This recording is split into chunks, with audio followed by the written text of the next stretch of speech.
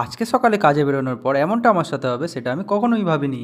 তো good morning everyone, আজকে হলো আমার 30 ডেজ ভিডিও চ্যালেঞ্জের ডে 4। সকালে গাড়ি নিয়ে বেরোনোর পরে চলে যাই পেট্রোল পাম্পে, কারণ গাড়িতে পেট্রোলটা ছিল অনেকটা কম। আর এরপরে একে একে অর্ডার ঢুকতে থাকে, আর আমি এর মধ্যে থেকে একটা অর্ডার অ্যাকসেপ্টও করিনি। অর্ডারটার পিক আপ ছিল 1.7 কিলোমিটার মতো, আর ড্রপ ছিল প্রায় 6.5 কিলোমিটার মতো। তো কাস্টমারকে লোকেশানে ড্রপ করার পর অনেকক্ষণ ধরে দাঁড়িয়েছিলাম, কোনো অর্ডার আসছিল না, তাই বাধ্য হয়ে একটা ছোটোখাটো অর্ডার তুলে নিলাম।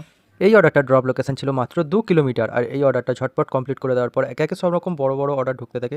সব কিছু প্রায় ঠিকঠাকই চলছিল, কিন্তু এরপরে ঘটে যায় এমন একটা ঘটনা যেটা তোমাদের ডিটেলসে বললে তোমরা ভালো করে বুঝতে পারবে ব্যাপারটা। দেখো, আমি চালাই কিন্তু শুধুমাত্র বাইক ট্যাক্সি, আমি কিন্তু কোনো রকমের পার্সেল ডেলিভারি করি না। কিন্তু এরপরে এমন একটা অর্ডার আছে যেখানে কিনা রাইড বুক করেছিল কাস্টমার, কিন্তু উনি বলছিলেন যে ওনাকে পার্সেলটা ডেলিভারি করে দিতে হবে।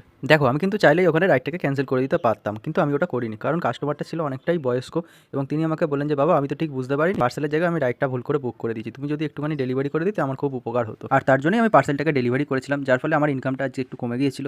আর এরপরে চলে এসেছিলাম দোকানে। দোকানে আজকে একদম ফাঁকাই ছিল, তাই বসে বসে একটুখানি টিফিন করে নিয়েছিলাম। আর এরপরই বিকেলে চলে গিয়েছিলাম জিমে। আজকে ছিল আমাদের লেগ ডে, আর লেগ ডেতে তোমরা জানো লেগ ডে খুবই কষ্টকর দিন হয়।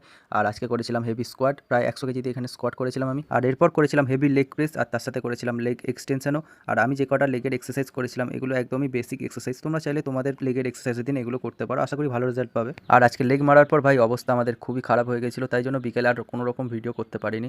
আর এরপর সোজা বাড়ির দিকে চলে এসেছিলাম। আর কালকে তোমাদের জন্য একটা খুবই ইন্টারেস্টিং ভিডিও আমি আনতে চলেছি, তার জন্য তোমরা আমার চ্যানেলটাকে সাবস্ক্রাইব আর ফলো করে নাও। সো চলো, দেখা হচ্ছে পরের ভিডিওতে, টাটা।